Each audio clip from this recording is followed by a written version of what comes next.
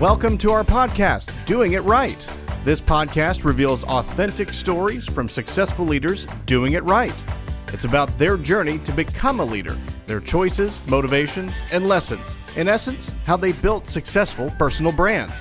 Your host is Valerie Sokolosky, author of 8 leadership books and nationally known as an authority on executive presence and personal branding. Let's get started. Here's Valerie. Yes, here I am, and here's TDIndustries again. We are in for a really noteworthy show today from our loyal sponsor a year now, TDIndustries, a company that has developed over 73 years, a culture that lives its values and demonstrates servant leadership on a daily basis. In other words, they're doing it right.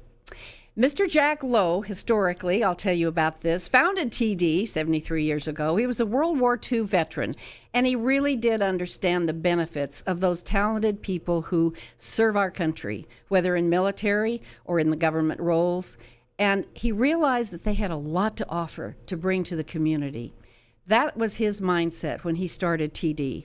Now, as a premier facilities maintenance, plumbing service, and mechanical construction provider, TD is based in Dallas, offices all throughout Texas and Phoenix, and they help customers reach their goals. That's what they're about, all throughout the building life cycle. Now, I've titled today's segment, Improvement Starts with I-LinCP. Be ready to comment during the show. We're going to talk about this very thing, I-LinCP, and how the city of San Antonio is reconstructing City Hall. We have on the show today 2 fabulous guests. First, let me welcome, listen to this name. It's almost as bad as Sokolosky. Carol Warkoczewski. Carol, did I say it right? You did. How about Congratulations. that? I practiced it all night. And don't you get tired of saying the spelling? No, I don't. You don't? It's great. No, not at all. You know, when I met Doug many years ago, my husband, I'm going to take this off now. When I met Doug, my first thought was, oh, wow. And I really did. I fell in love with him like immediately. But my second thought was, with a name like Grant, I thought, oh my gosh. I don't know. Did you have any of those thoughts? On. Yeah. And what are my kids going to do? And they have to learn how to spell it. Well, they learned how to spell it by kindergarten, and all's well. So they got a head start on the alphabet. And it's memorable. They don't forget us. It's true. And there's only a few of us in Texas, so that's good. There you go. Legacy. Yeah. So Carol is the founder of I-LinCP, and I'm going to ask her to explain that in just a minute. But I also want to welcome on our show Greg Bailey with TD. Do you want to wear the hat? Oh, I'm good. I don't want to mess up my hair. Thanks. Greg, who is from San Antonio, also is the business development manager for TD. Mm-hmm. And we just met, but I hear, and your reputation and your brand is that you really do have a keen eye for detail, which is important in the industry that you're in. Where did that keen eye come from? I think it's just working in this industry for about 2.5 years, and prior to that, working for a company called Aerotech, doing staffing for our customers, and just making sure that we had it right before we, delivered a candidate to them. Make sure that they checked all the boxes, and make sure we had the details. What do you love? What do you love most now about being in this industry, Greg? Every day is different. Every day is different.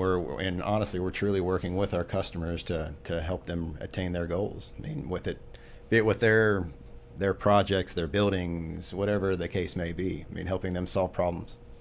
Solving problems. That's what we all do every day, don't we? Every one of us listening today. Mm-hmm. So let me go back, Carol, to you. And I want to ask about, first of all, what is I-LinCP?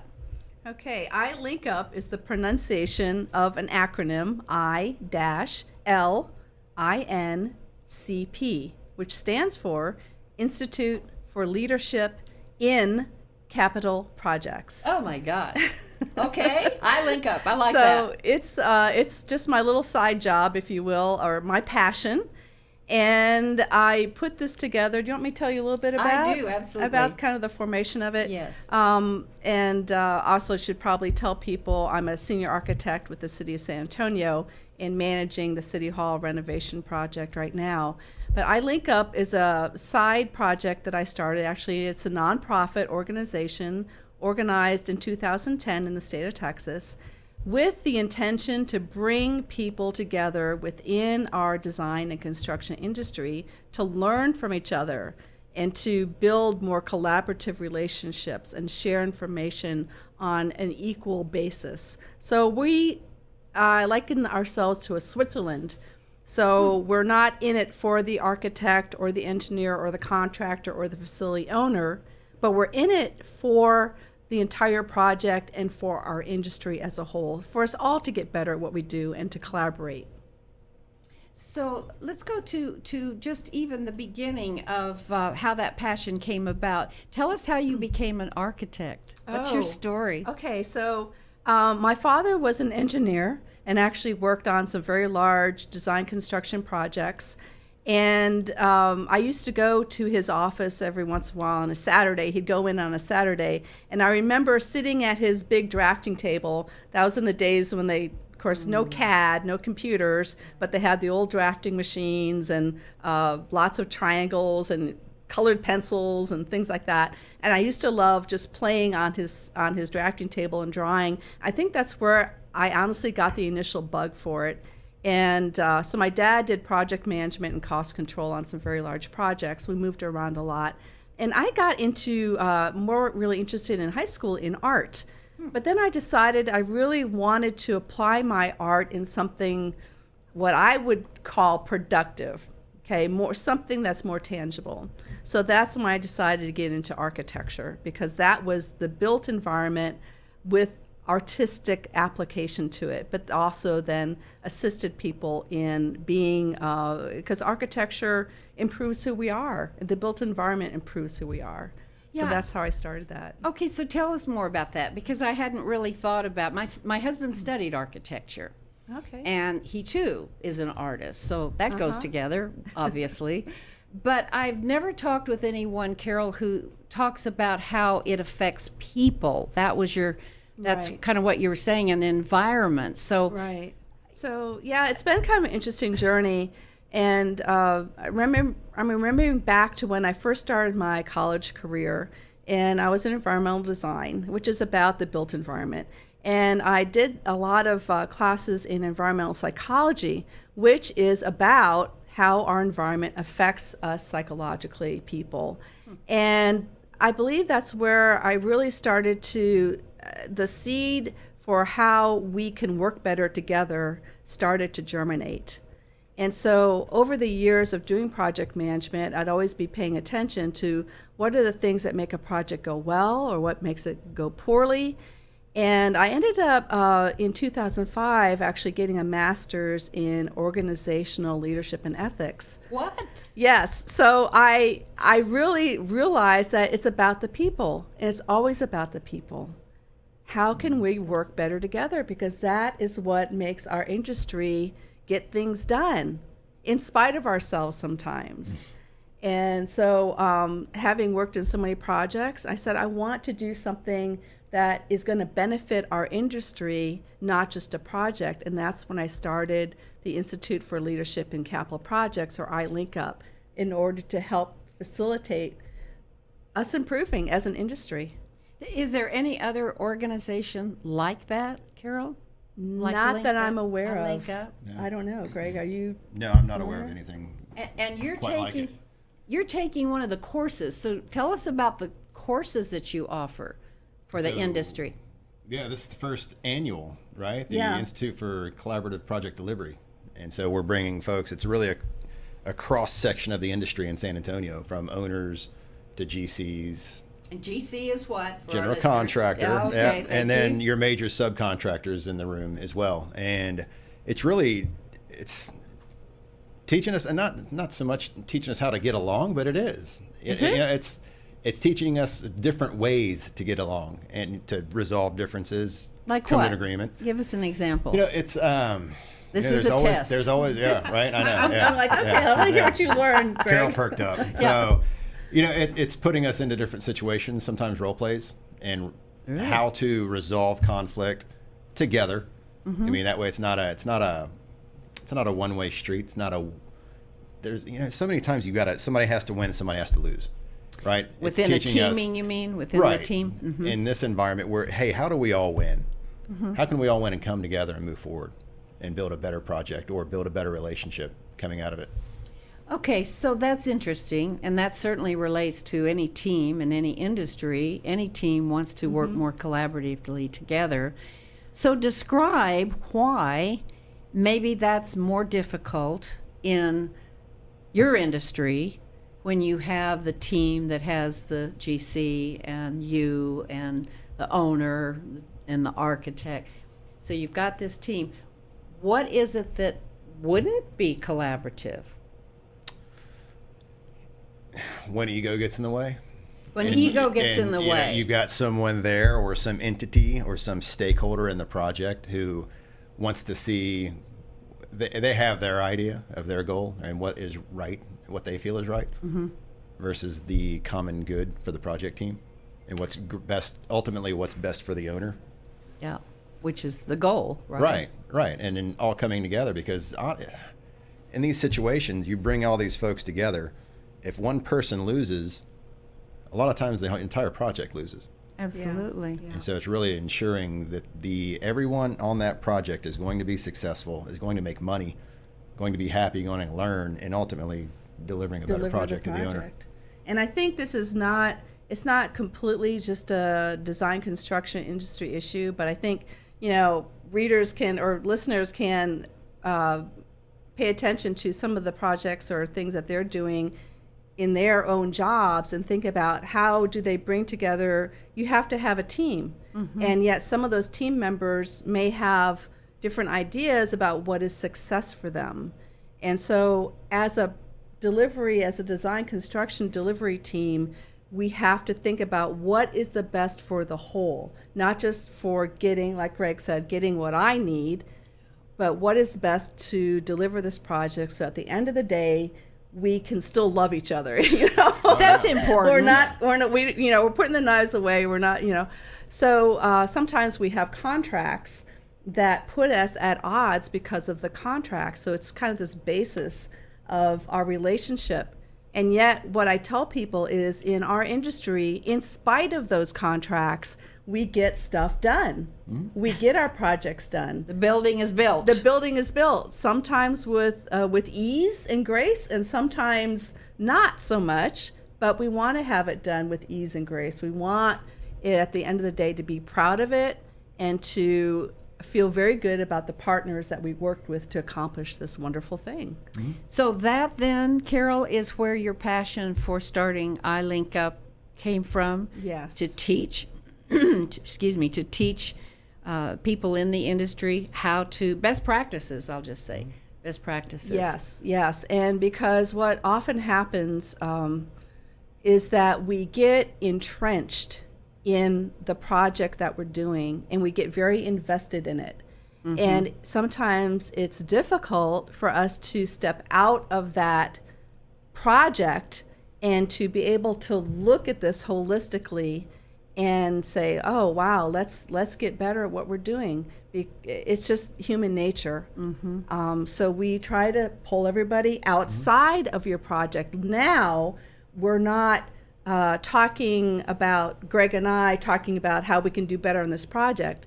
Instead, we're talking about what can we learn from each other to get better together.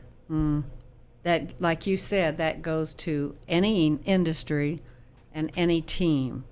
So let's talk about San Antonio and City Hall. And just for context to our listeners, San Antonio is one of the oldest cities in Texas, established in 1718. And then I did my homework. 4 years later, City Hall was established. And this is the first time in all these years that you're doing a renovation. So tell us about the project. Sure. So, the building has undergone some renovations over the, last number of years. However, this is a very major renovation. So people that have ever been to San Antonio, who have been in City Hall, might have remembered if they visited their city council people, a kind of a rabbit's warren sort of, over the years how things can get kind of messy. So we are gutting the interior. We're putting in a brand new mechanical system, and TD is helping us with that. We've cleaned the outside of the building now. It's gleaming. It's beautiful. Not changing it though, just cleaning it. Cleaning the outside. We're also adding on a new entrance on the east side of City Hall, and it's going to be beautiful. It's going to be amazing. So it's a great project. And it's a design build. What is design build? Greg, what is design build? Carol, I think you had a perfect definition of it earlier when we were talking at Well, breakfast. Can you share that? Sure. It is on a design build contract. And you're saying B-U-I-L-D, design build. Correct. Build. Design-BUILD. So that's when the designer, the architects and engineers, and the builders, which are the general contractors and then subcontractors, they have a contract together. And then the facility owner has a contract with the design build team lead. The lead is typically the general contractor. And it's a great way to bring in a collaboration between the designer, the architects, engineers, and the contractors. On more typical projects, you would have the design that's done first, and then the design team hands it off to the contractor. And we hope that the design team has done a good job in their design, but the contractor may have some other ideas that have not been able to come to the table. So with the design build, what's awesome about that and this collaboration is that they get to work together and hopefully solve some problems early on. And what's interesting on a renovation project, there's a lot of things that come up. You can imagine during construction. So the designer and the contractor then are joined at the hip to help solve those problems together with the owner. So interesting. And it sounds so simple. Why isn't everyone doing that? Collaboration from the beginning, which It's just something different.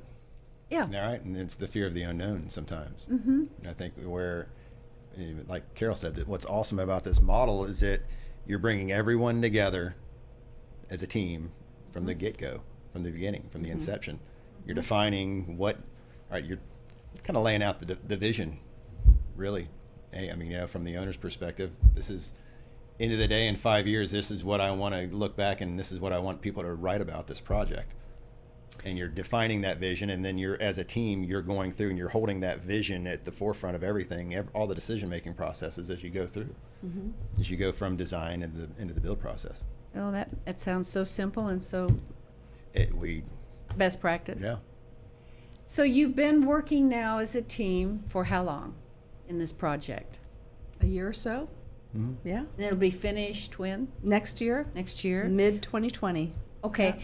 I'd love to hear, again, just putting it in perspective of any team, what has worked well in the year you've been together in this way of collaborating? What's worked really well that's proof of the pudding? Well, we did a couple things early on, and unfortunately at that time TD wasn't yet involved in the project, but one of the things we did with the design build team and with our stakeholders is we developed our owner project requirements. What is that? It's a way to help get the elephants in the room, as Greg would say, or get those really, what did you call it? Sacred cows. The sacred, sorry, not elephants in the room, but Identify sacred the sacred cows. cows. But elephants in the room can also Sometimes come out they're too, out which there is Just just a too. different animal. Yeah. It's Oh, a yeah. different Exactly. animal. Yeah. So the sacred cows are what are the things that are super important, and the elephants in the room are like what are the things that could really, put us down here. But to get all that stuff out early on, very early, and then that becomes part of the document that is put together in a program that then helps develop the design and into construction. So everything from how is this building going to be maintained, what's our most impactful things we want to make sure we do for this project, to, at the end of the day, what's our vision? What is it that is most important to us? What do we want the experience to be for the visitors, for the people that are going to be actually using the building? What do we want them to have? So one of the things that was so important for us is that we have what we call a city hall for all. So this is why we are redoing the east entry and putting in new handicap accessible ramps, because we didn't have that before. So folks in wheelchairs had to go in the back door. Oh.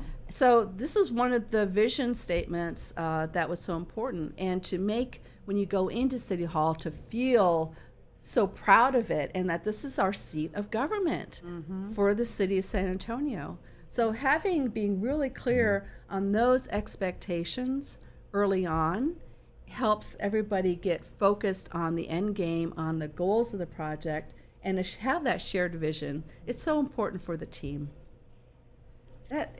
Yes, go and ahead. I think, in addition to the goals that you're setting out and, the expectations, I think it's important too in that early collaboration to identify really the blind spots and where, each trade here's where I think we're going to have some trouble. So let's work together. Let's make sure that we're putting some effort and some time into that and problem solve that at the beginning and plan for it.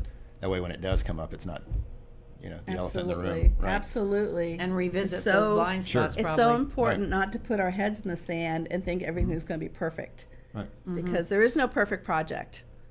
I've never been on a perfect project. Have you? No. There's always something. So. Well, what's coming to my mind as you're talking about this, back to any team, is when you said get the egos out of the room, or get the egos, our own ego, out. What I find in working with teams is that's really a great way to say it without saying it. But don't we all come to a project, any project, with our own ideas, with our own thoughts about how it needs to be done? And it's the leader's responsibility to set the stage and to always keep clarifying the goals. Where I'm going with this, Greg, is when you said the elephant in the room and the blind spots as well. How often have you come back on a fairly often basis to just keep reinforcing these things? Not often enough. Yeah, unfortunately. I mean, it's, Thank you for being honest. Yeah, honestly, because we get like into the nitty gritty. Yep. We get into the day to day and the fire that's happening right in front of our faces. And unfortunately, I think we need to do a better job of stepping back and saying, "Hey, everybody, remember where we're supposed to be going here. And yes, we have this fire. We have to deal with that. And let's just come back to our big goal, our vision for the project." And that's, I think in servant leadership, I want to bring that up because TDIndustries has built their company on the foundation of servant leadership. It's something that I-LinCP and the Leadership and Collaborative Project Delivery course focuses on. And those servant leaders, when you're a servant leader, you're helping build up the team. Yes. It's not just about the ego. It is not. Matter of fact, hopefully it's ego-less to a certain degree. And so those servant leaders need to always help remind people and bring up and hold up equally all the team members. So that everybody can excel and know that they are such an important part of getting this thing done. And TD at the very beginning was a part of helping you start I-LinCP. I-LinCP, yes. Bob Richards was an original board member, and Jack Lowe was one of our keynote presenters at our very first forum. And I just hold that very dear to my heart, the principles of servant leadership. We were talking before the show about what this does is it builds trust. And that is such a resonating word these days. Everyone in business is talking about how to build trust. And Greg, you said something at breakfast about working together along the way and even vetting teams now that you go out in your business development area and find projects for, and how important that trust from the beginning is. And I ask you a question I want you to address now, which is, how do you know if you have found a client, I'll put it in my terms, a client, a project that has the ability to have a great trust relationship? How do you, in your old staffing days, how do you vet a client relationship? Sure. It's, it doesn't start when the project is announced. I mean, we've been talking to the contractor or the owner, sometimes with City Hall and some of the things you had going on, a year and a half in advance. Really, that long? Trying to understand what the project is going to be, understand what the opportunity is for TDIndustries, and if I think it's a good fit, then bringing that back to the team in the office and saying, hey guys and gals, I think this is a really great fit. And I'm selling TD out in the market, but I'm also selling the project internally as well, in terms of why I think it's going to be a good fit, why it's going to be successful, why we're all going to learn and have fun at the end of the day. But backing up and kind of vetting it out from the GC perspective or the customer perspective, sometimes it's the gut feel. I mean, sometimes it's go with your gut, right? And sometimes it's just how you feel in your heart about the people that you're talking to. I mean, you talk to enough people, you have a pretty good idea of, hey, this is a pretty genuine, this is a good feeling about this project. I mean, and trying to get out of the financials of, well, this project's going to make us money. Yeah, it might make us money, it might not make us money, but are we going to build a good relationship? Are our partners going to learn, TD partners? Are they going to learn something to pick up new skills that's going to translate and carry on to the next project? So it's more than just, hey, is this kind of the go? Is it a go or is it a not a go? I mean, there's a lot of different factors that go into it. Back to your staffing. How does this relate to hiring? Let's go back to that, your days of staffing. And a sense of, is this a right person for a position? What kinds of ideas can you give our listeners about selecting people to come to work at your company? How do you know you're picking the right one? I mean, you got to think about your culture and really understand and define your culture. How do you bring that out to the interviewee? It's a lot of questions. I mean, unfortunately, sometimes you don't have the luxury of time to make a hiring decision. Sometimes it is, somewhat of a gut decision, where you got to sit down with the person, and sometimes you just got to take a chance. So but other times you could do, what I've been telling folks internally, it's like, look, it's as hot as the construction market is right now, the job market's hotter.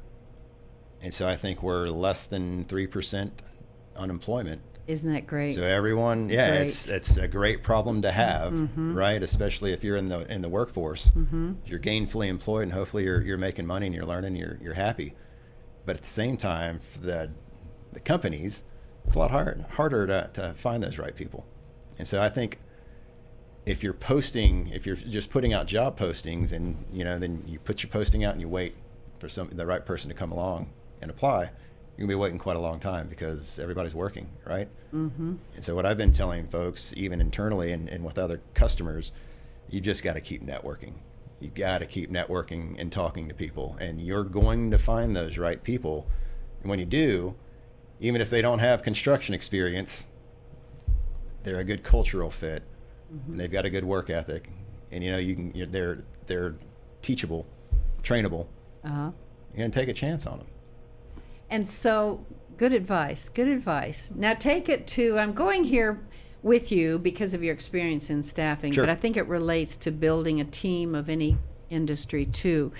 There are so many people, Greg, now who are being forced into the job market through mergers, acquisitions, downsizing, right sizing, whatever size you want to call it. Right. And those are the people coming into the job search market that haven't needed to do that before. And what advice would you give someone at a more senior level to come into wanting to work, let's say, at TDIndustries? Sure. Do your homework. You've got to, if it's not on the website, I'd recommend, again, going back to networking. This old-fashioned thing called the telephone. Pick it up and call people that you're probably not too far removed, if you're in the industry, from someone that you know that you could pick up the phone and call somebody that knows somebody that works at TD. There you go. And find out about them. Hey, you know what? I know what's on the website, right? And nobody puts anything bad on the website or on social media. What's really going on inside those walls during the day, and get a good feel for it and make an informed decision. I did that. I don't know if you remember Wesley Baker running the San Antonio office. We'd cross paths at a few different networking functions. And finally, he was asking me if I knew somebody. I thought he was asking me to go recruiting somebody to do this position because that had recently come available. And finally, after a few times, he said, "No, dummy. I'm talking about you. Are you interested in this position?" Yeah. And I went back and did my homework and called some folks and studied up on it. And I made that move 2.5 years ago, and I couldn't be happier. Isn't that great? I couldn't be happier. And Well, I think and there's... You mentioned that you met him. You had that connection through, I-LinCP, but there's other Absolutely, associations that, but honestly, I don't know if there's any one association that is quite the same as I-LinCP. That actually, it does link up people, And which is absolutely. interesting. That's the name? That's the name. Well, the name didn't come from that, but the pronunciation came from that, because that's what we help to do is link people together. Yeah, 100%. Yeah, I can say that I've built many lasting relationships through I-LinCP, and it's a great organization because I think it's just the difference. It's not the difference, but it's the diversity that of the folks that come together. From early on in the design, or owners, designers, the companies out there digging and doing the archaeology studies, to the subcontractors, to us that are there, and it's pretty cool to be able to come together with a diverse group and just hear everyone's struggles and realize that this isn't unique to TD. It's life. It's life. Right. No, nothing's unique to any one Sure. industry. So, Carol, is I-LinCP available to anyone in the industry across the country? It is. We're national, but right now we only have chapters in Texas. But you're going to. We and would want love to expand. We would love to expand. We don't quite have the bandwidth yet for that. But if somebody's interested in starting a chapter, we can help that happen, make that happen. And I've had some interest in other states. I just haven't quite been able to go there yet. But Well, so we may have listeners who are in some part of the industry and be interested in learning more. Where would Sure. So our website is www.I-LinCP.org. So you can definitely go our website. We have a lot of information on our website, and you can find all the contact information about that. We do have people attend our conferences from all over the United States. We have a forum, our annual forum coming up in April. We have a women's forum in January in San Marcos. It's our 5th annual. So we're doing a lot. We're just, our chapter levels are doing monthly events, and then we have our annual events as well. So we're trying to get out there. Once again, you're putting together your OD experience with your art and architecture and people. Masters and everything. It's always about amazing. the people. It's always about the people. It's always about the people. Absolutely. So going on that note, the people, the other thing that I thought was fascinating, Greg, at breakfast when you talked about getting the how did you say it, the vision of the person's idea of what they want in a project. Sure. Tell us how you go about doing that, because you're right. If you can understand what's in the heart and the mind of your client, then you're going to be able to deliver and over-deliver expectations. Sure. So tell us what you did. Ask questions. Crazy, right? But it's this idea of design build, or even just early involvement of the subcontractors, sometimes that vision and kind of the goals of the project, the sacred cows, as it may be, they're defined early on with the owner and the design team. And sometimes it doesn't necessarily translate down into our level to the subcontractors, mechanical and plumbing. So, it's, hey, look, here are the plans. Go out and follow the blueprints, right? And go out there and build this. Just tactical. Right.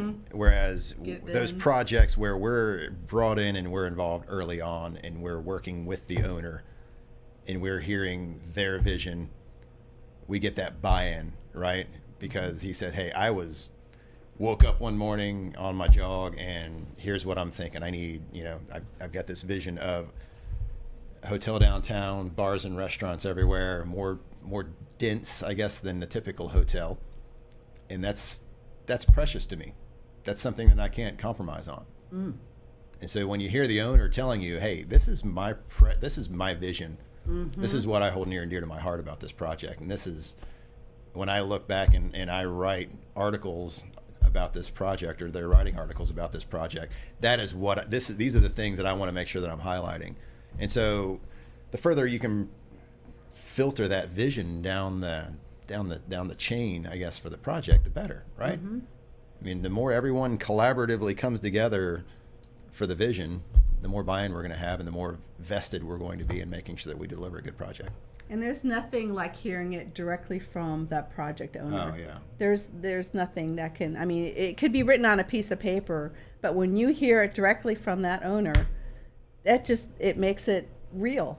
It hooks you. It hooks you. It's like you realize, okay, there's some accountability around this. Yes. We got to make sure that we're not, we're not doing anything to deviate from their vision. So what did the City Hall project say? The person that you were saying this, tell us your sacred cows. Tell us your, What was that like? Well, that's when we really worked on those owner project requirements and to make sure that we had this City Hall for all.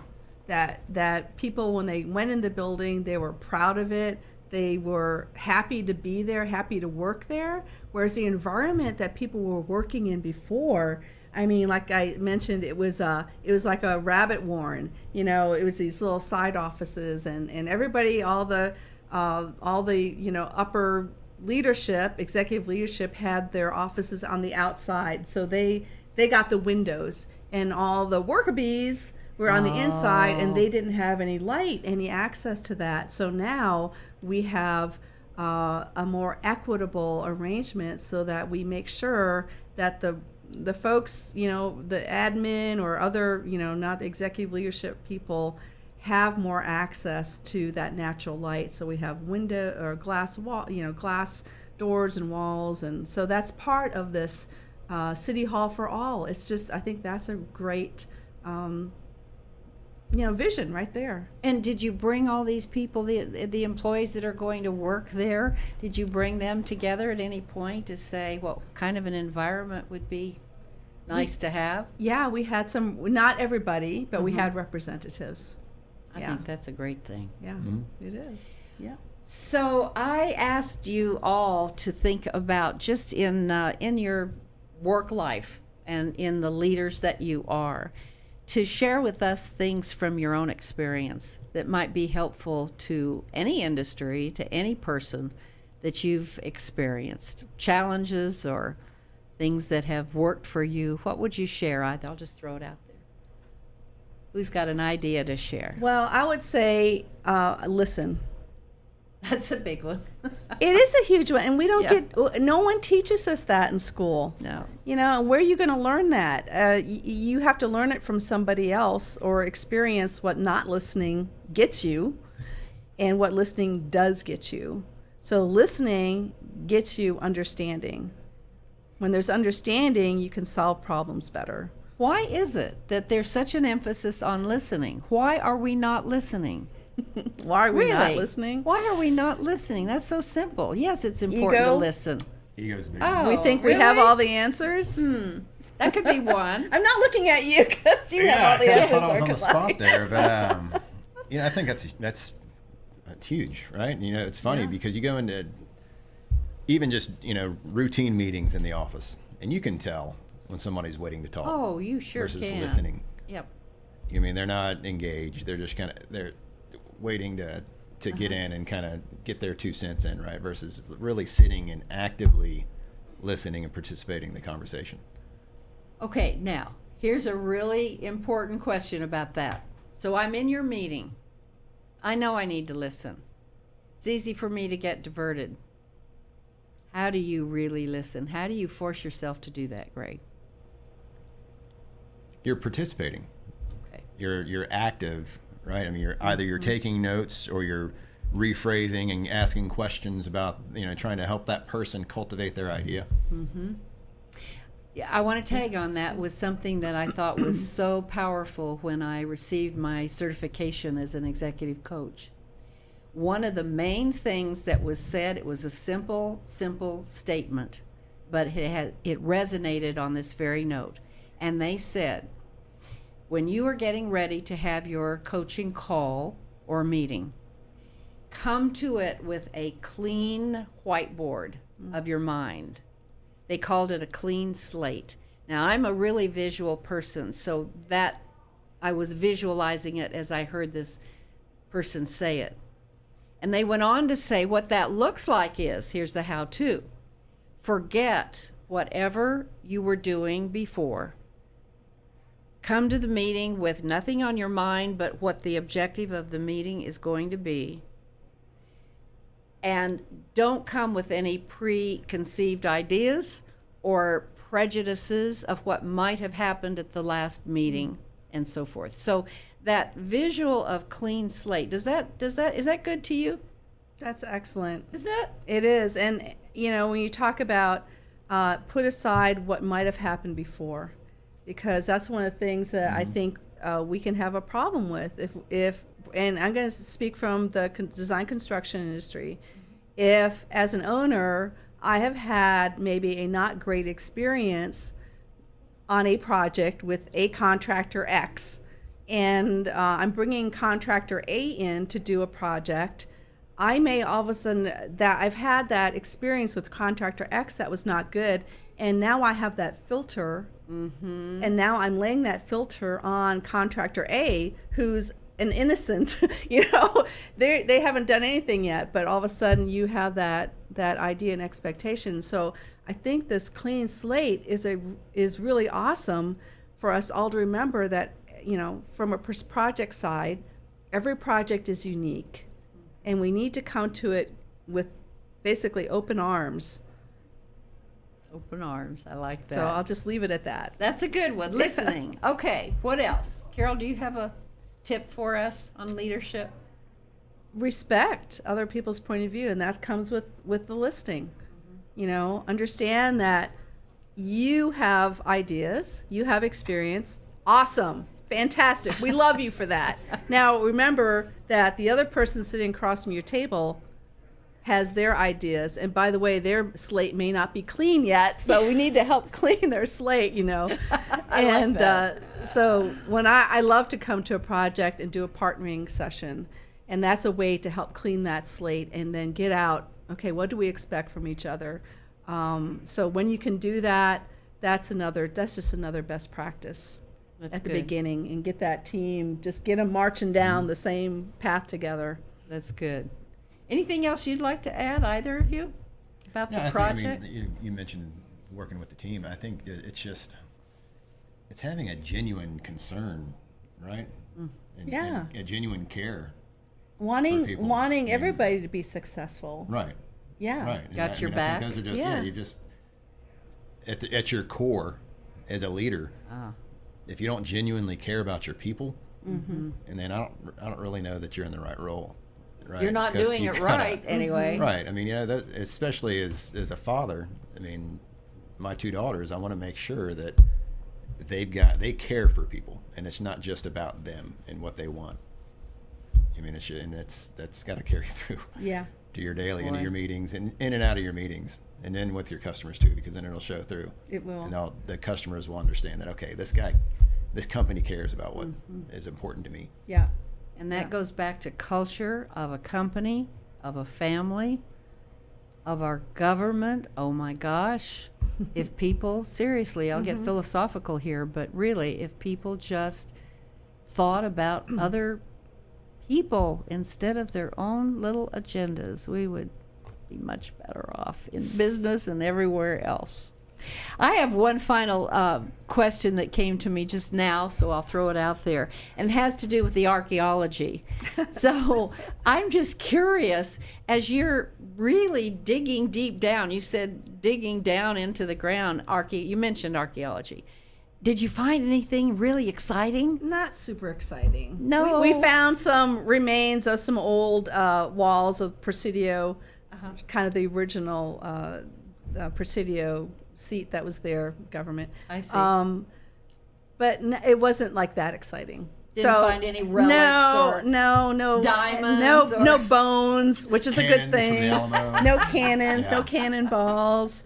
So what we do is we locate that, and we have archaeologists come out and locate those items. And if there is anything that we find that we want to take out, we will do that, and then that goes to special safekeeping. But otherwise, if it's a wall or something that will remain in place, we just make sure we know where it is going to be for future reference, and we go ooh ah, and everybody gets excited, and the contractor's wondering why we're delaying the project, but it's okay.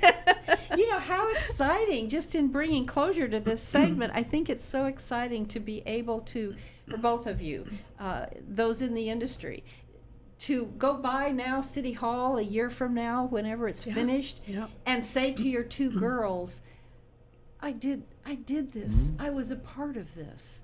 And from the architectural standpoint, I designed this. I think that would just be really, really special to have something physical up there to see. That is the great part of our industry, is we get to look back and say, I was a part of this. Isn't that amazing? I mean, it's a legacy. That's why I love this industry. You know? Absolutely. I think you've given us some great ideas of why the industry is so fabulous, and I know many, many more women are getting into the trades and that sort of thing. So things are a-changing, and you gave us such great insights today. Thank you so much.